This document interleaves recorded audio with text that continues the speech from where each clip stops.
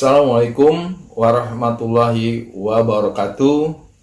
Jumpa lagi kita dengan informasi keselamatan dan kesehatan kerja di rumah sakit. Sobat Safety, kita lanjutkan Fire Safety Risk Assessment. Sekarang kita masuk tahap 2. Tahap 2 ini kita akan menilai orang-orang yang berisiko di tempat yang kita akan nilai, baik itu gedung ya ataupun ruangan. Nanti Sobat Safety bisa melakukan di tempatnya masing-masing. Jadi batasannya ini yaitu semua orang ya yang berisiko jika ada kebakaran, terutama risikonya yang lebih besar dari jam-jam kerja biasa. Jadi ini lebih ke arah nanti yang paling perlu dicatat yaitu yang shift malam. Nah, orang-orang berisikonya dicatat. Jadi di sini Sobat Safety harus benar-benar detail mencatatnya. Jadi orang-orang berisikonya apa aja itu.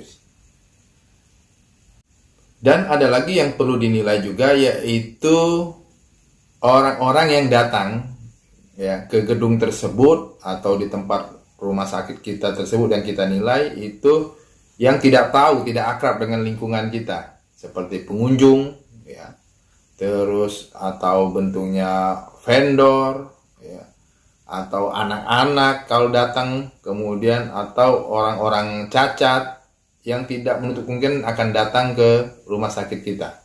Nah, itu dilihat dicatat kalau ada. Jadi untuk tahap 2 ini batasannya sudah tadi disampaikan, ada 2 checklist. Untuk mengisi checklistnya kita harus bertanya yaitu apakah sudah mengidentifikasi satu checklist pertama yaitu siapa yang berisiko di tempat yang kita nilai. Kemudian yang kedua siapa yang sangat berisiko. Dan dibuatkan catatan tentang apa yang ditemukan oleh Sobat Safety.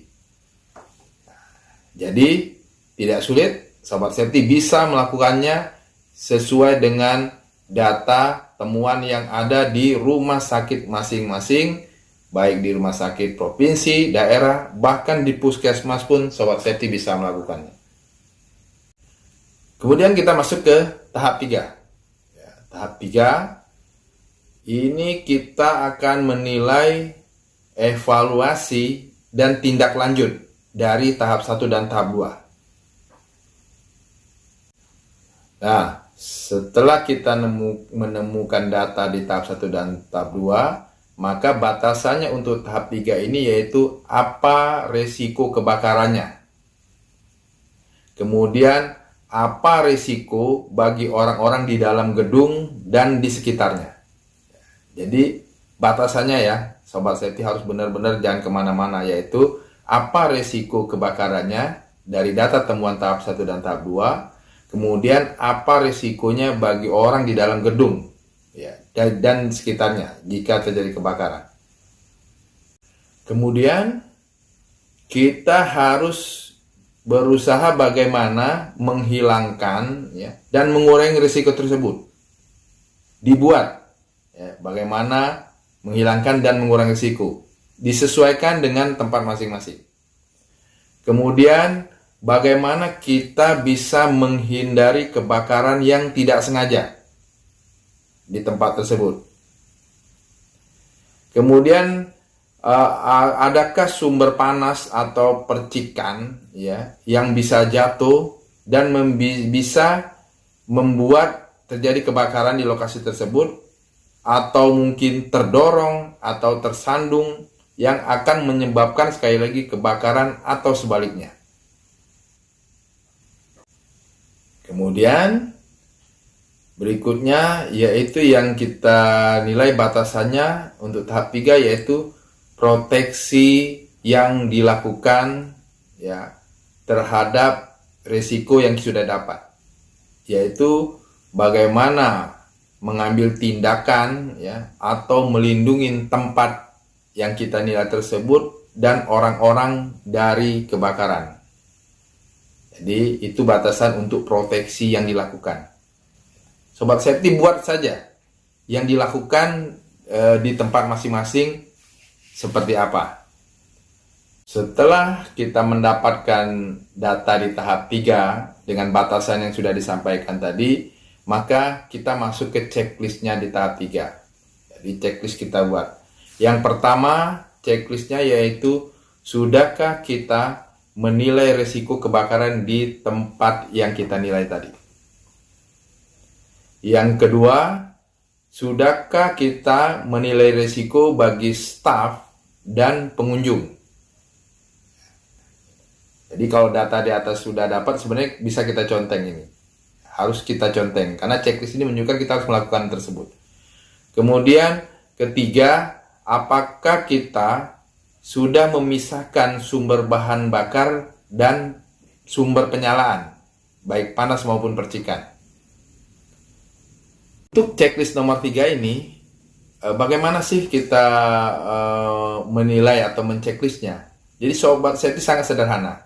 Jadi kita masuk ke dalam ruang rawat atau misal contoh ruang rawat yang akan kita nilai, kemudian kita berpikir, ya, bagaimana kita bisa menyalakan api, ya, menyalakan api dengan sengaja, ya, di tempat yang akan kita nilai ini. Apakah ada sesuatu yang bisa kita gunakan? Jadi itu kuncinya untuk menceklis ini. Jadi kalau kita apakah telah kita misalkan sumber panas dan penyalaan dengan sumber bahan bakar dan penyalaan, maka kita lihat kita masuk ke ruangan.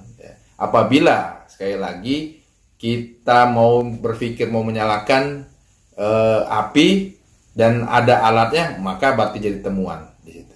Tapi bila kita sudah tidak bisa menyalakan api dan kondisi yang ada, berarti kita sudah melakukan checklist nomor 3 ini. Nomor 4, apakah kita sudah menghilangkan atau mengamankan bahan bakar apapun, ya, yang bisa digunakan untuk membakar di lokasi yang kita nilai tersebut. Kelima, yaitu apakah kita telah melindungi, ya, lokasi yang kita nilai tersebut itu dari kebakaran atau pembakaran yang tidak sengaja. Untuk contoh yang nomor 5 ini, kita menceklis, ada contoh yang sedang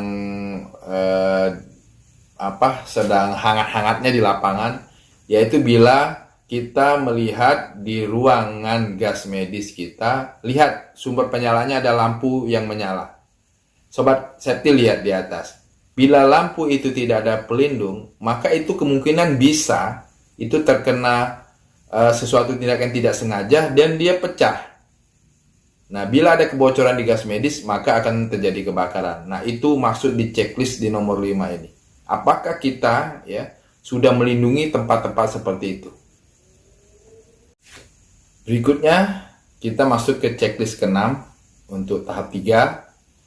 Ini menjawab bagaimana kita bisa memastikan orang-orang yang ada di gedung tersebut aman jika terjadi kebakaran. Jadi checklist nomor 6 yaitu bagaimana di gedung yang kita nilai tersebut, ya, atau rumah sakit yang kita nilai tersebut gedungnya itu tahu adanya api. Nah, ini bentuknya Sobat Safety bermacam-macam. Ya, kalau ada sistem deteksi, detektor, itu bagus, ya. Tapi Sobat Safety bisa membuat notifikasi awal apa yang dilakukan kalau terjadi kondisi, ya, di mana adanya asap atau kebakaran di gedung kita itu. Ya. Kemudian checklist ke-7 itu apakah kita punya rencana untuk memperingatkan bila terjadi kebakaran tersebut. Jadi rencana seperti apa kita untuk mengingatkan orang-orang di situ. Ya. Bisa menggunakan kode, ya. Sobat Safety bisa menggunakan informasi-informasi lain, ya. Itu disesuaikan dengan tempat masing-masing. Kemudian yang ke-8, checklist ke-8 yaitu siapa yang akan memastikan, ya, evakuasi, ya keluar dari lokasi yang terbakar. Ini harus disiapkan. Sobat safety, perhatikan ada perbedaan ya antara rumah sakit dan non rumah sakit. Kemudian yang ke-9, checklistnya yaitu siapa yang akan memanggil layanan pemadaman kebakaran. Jadi bagaimana kita memanggil pemadam kebakaran, kemudian pemadam kebakaran itu kan tidak harus dari pemadam langsung kan, bisa kita yang menggunakan APAR di tempat kita, ya, yang bisa menggunakan hidran, ya, bisa sprinkler. Nah itu kita harus tahu siapa yang melakukan itu. Kemudian yang ke-10 yaitu bisakah ya semua ya petugas kesehatan kita yang ada di gedung tersebut memadamkan api kecil ya dengan cepat dan menghentikan penyebarannya.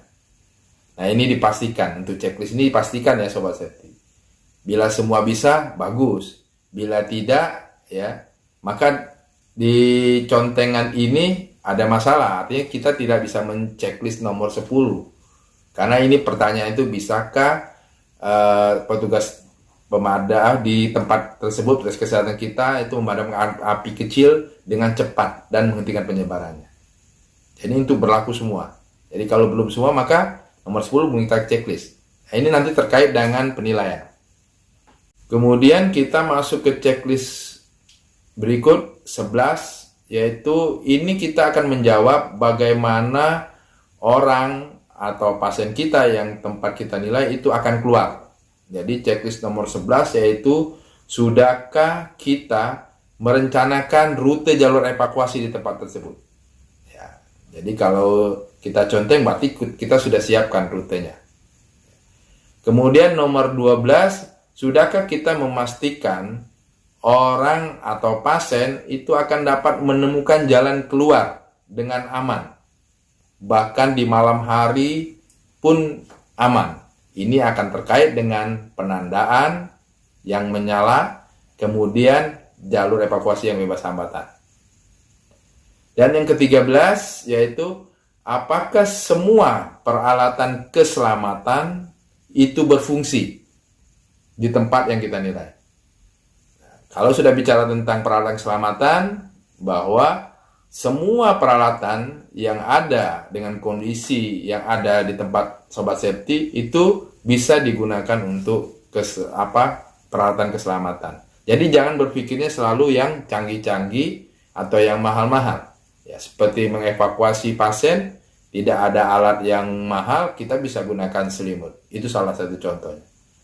Kemudian checklist ke-14 yaitu akankah orang di tempat yang kita nilai itu tahu apa yang harus dilakukan dan bagaimana menggunakan peralatan keselamatan tersebut.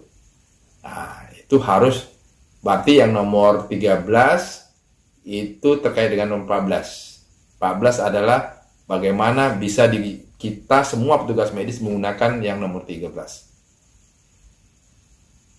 Nah, ada 14 checklist ya, sobat safety. 14 checklist ini semua temuan atau catatannya itu dibuatkan, catatannya semua. Ya. Dibuatkan dengan bahasa yang sederhana saja, apa aja. Ya. Dari checklist yang 1 sampai yang dari 14 checklist tahap 3. Dibuatkan catatan sederhana lengkap. Demikian sobat safety. Ya. Tahap 1, 2, 3. Checklistnya sudah diikuti, catatannya dibuat secara detail. Kita akan lanjutkan nanti di episode berikut, yaitu tahap 4 ya, dan 5. Seperti biasa, berangkat selamat, bekerja selamat, pulang selamat, di rumah selamat dan sehat. Jangan lupa subscribe, like, and share, tekan lonceng, dan komentar sehingga kita bisa berbagi tentang pengalaman dan pengetahuan bagaimana menilai fire safety risk assessment ini. Sekian, terima kasih. Assalamualaikum warahmatullahi wabarakatuh.